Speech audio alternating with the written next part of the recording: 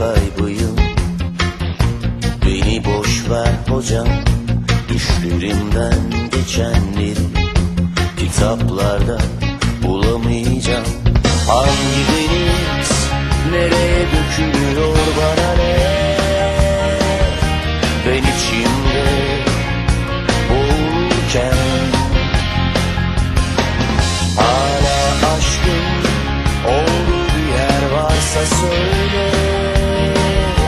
Dokunulmazsam öleceğim. Kendimi kendimden çıkarsam sıfır kalmaz.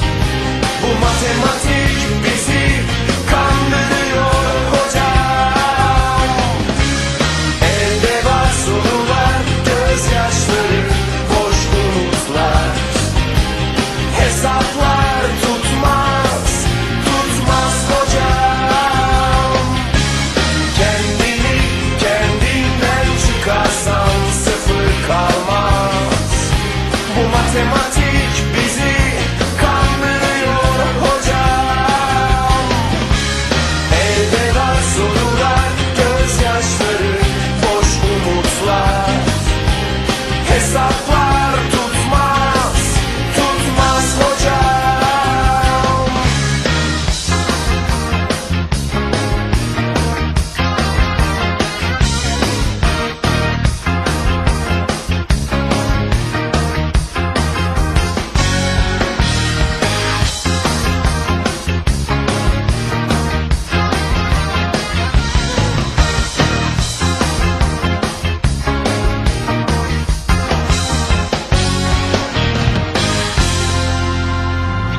Şu hayat bilgisi ne ağır dersmiş hocam.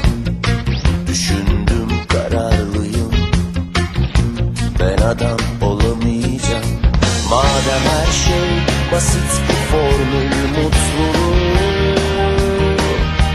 söylesin bakalım neymiş kimya.